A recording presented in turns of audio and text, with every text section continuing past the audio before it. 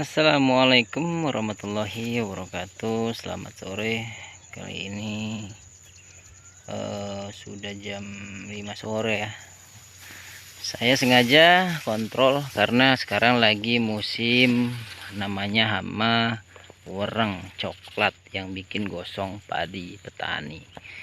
Itu penyakit ataupun itu hama yang sangat membuat petani itu ngeri ya. Paling takut sama itu. Sebenarnya kita takut sama Allah aja lah ya.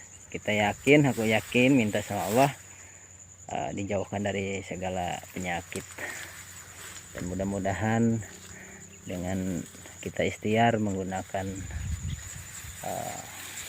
obat-obatan yang memang pas untuk tanaman, insya Allah tanaman juga ngasih hasil yang lebih bagus karena tidak ada racun yang akan mereka makan gitu. Jadi kali ini saya ingin memberikan edukasi tentang tadi saya ini tanaman padi saya ini jenis padi muncul, padi biji bulat ya. Biji bulat mulai merata di umur sekarang sekitar 70 hari. Jadi umurnya lebih panjang karena memang padi muncul. Kalau yang di sana saya agak darat sana tuh, yang ini nih, nah yang itu tuh, nah depan ini itu Inpari 33, dia udah mulai menguning. Ini ada bekas tikus ya, alhamdulillah diuji, tapi ya kalau segini ya alhamdulillah aja lah, nggak seberapa. Hanya mungkin kurang lebih 10% kena serangan hama tikus. Itu pun udah bisa diatasi dengan syariat kita mengobat dengan insek ataupun obat yang memang herbal alami yang tidak disukai sama tikus. Dan untuk pemupukan kimia saya yang udah pernah saya jelaskan, saya nggak pakai banyak pupuk, hanya 75 kilo per 1/4 hektar. Udah mengurangi yang sebelumnya separuh lebih ya. Biasanya habis 2 kintal, 1,5 kintal sampai 2 kintal.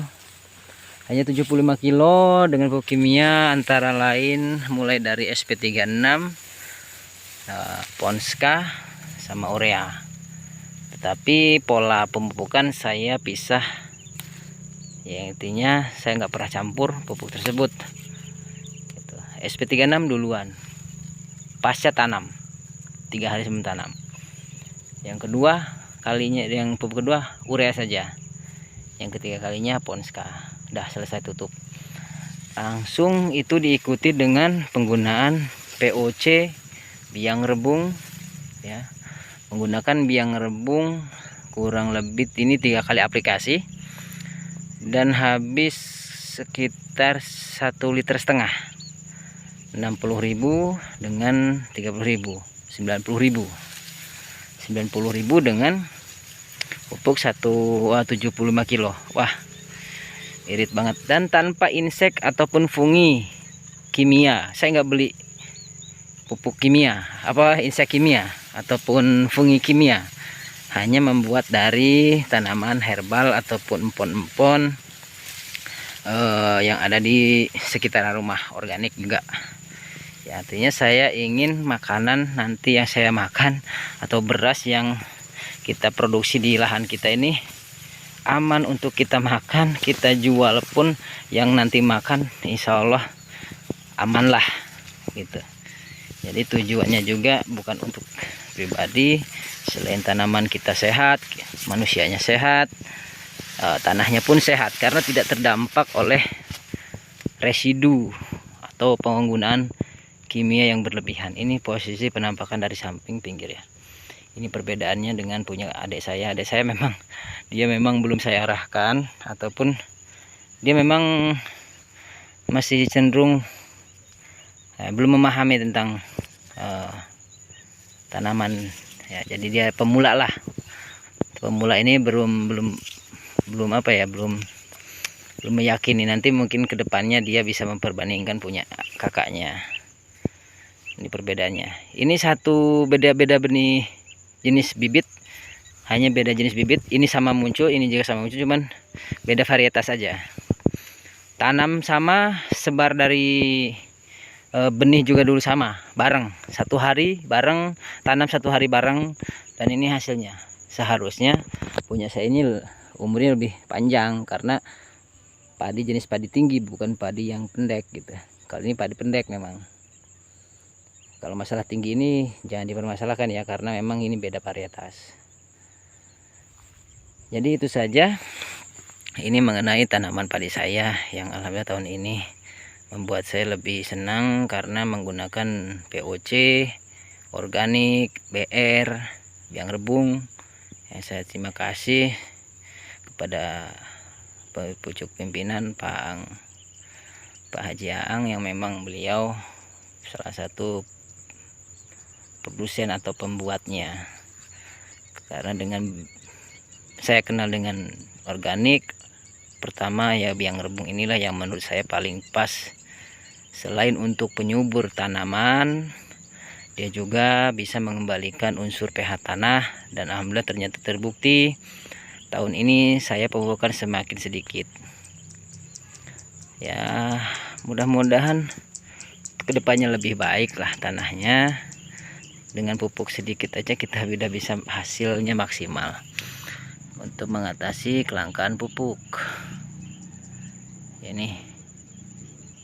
Ini tanpa semprot pupuk buah yang lainnya ya, enggak sama sekali.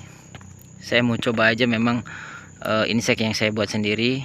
Insek saya bukan saya untuk so pintar atau so hebat, karena insek saya buat itu enggak ribet, dan enggak apa ya, enggak yang aneh-aneh, dan enggak jauh, ada di lingkungan kita. Pertama pakai ada 2 jenis insek saya pakai. Yang ringan dulu, mulai dari empon-empon ya, mulai dari empon-empon, namanya empon-empon itulah, mulai jahe, lengkoas, tetek bengek lah ya. Itu untuk ringannya waktu fase vegetatif ya, waktu vegetatif. Dari waktu generatif kemarin ini saya pakai untuk menghindari hama tikus dan warang coklat. Saya menggunakan gadung, tanaman gadung, umbi gadung, yang kita ambil sari patinya ya, kita campur dengan di fermentasi, boleh langsung dipakai pun boleh. Dengan nanti mungkin kapan-kapan saya bikinin videonya untuk cara pembuatan insek. Insek yang kedua yaitu menggunakan daun mimba. Kalau nggak ada daun mimba, daun mindri ya, daun mindri gunakan sama empon-empon juga. Kita juga pakai perekatnya, pakai telur, putih telur ya. Alhamdulillah dengan putih telur mungkin lebih baik dibanding dengan perekat-perekat yang lainnya. Walaupun agak mahal dikit telur, karena 1 liter air itu 1 liter insek kita campurin aja dengan 1 butir telur. Kalau 2 juga lebih bagus, 3 pun nggak apa-apa, minimal ya kita kasih lah untuk daya rekatnya. Itu saja. Terus kalau obat jamurnya saya juga kombinasi dengan unsur JPT, zat pengatur tumbuh, dari kulit bawang merah, bawang putih. Itu selain untuk pengendali jamur ataupun fusarium, terus apa ya namanya, bakteri ya, insya Allah lah. Tapi dengan organik kan nggak bisa instan. Dengan konsisten tanaman kita sehat, dia punya daya tahan sendiri, kebal sendiri. Nah ini burungnya kalau sore banyak banget, makanya saya sekarang nunggu sampai sore ini. Nih lihat burung itu banyak. Burung apa itu? Emprit kaji lah ya, kata orang Sunda, manuk bondol. Ini banyak bener. Kalau sore dipakai nginep karena paling tinggi. Ini resiko padi tinggi itu banyak, bisa roboh. Ini yang saya khawatirkan roboh. Tapi saya yakin karena pupuk yang saya gunakan ada daya untuk tahan terhadap batangnya kokoh, insya Allah ya. Ini padi alhamdulillah mulus. Terima kasih ya Allah, mudah-mudahan bisa sampai panen nanti, tidak ada kendala apapun ya. Insya Allah saya pun nggak janji cepat untuk saya nanti membuat formula ataupun memberi edukasi tentang bahan-bahan yang akan digunakan baik itu POC yang alami selain BR ya. Tetap BR saya utama. Karena apa? Di dalam pupuk biang rebung cuka bambu tidak ada di pupuk yang lain ataupun POC yang lain ya. POC yang lain tuh pasti hampir rata-rata sama lah, tapi cuka bambu istimewa, itu aja, istimewa.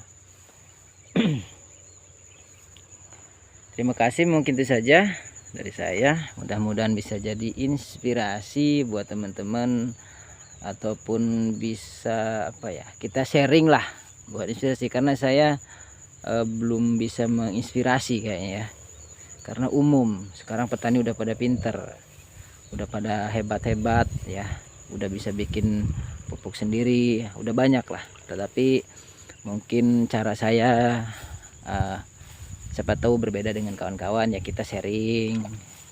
Karena saya juga terbatas kemampuan, karena basic saya memang bukan ilmuwan, hanya petani kampungan yang mencoba ingin berubah pemikiran untuk bisa mengedukasi kawan-kawan di lingkungan. Itu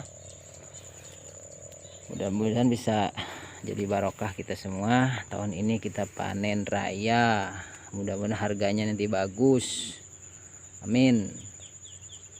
Terima kasih, saya akhiri. Assalamualaikum warahmatullahi wabarakatuh.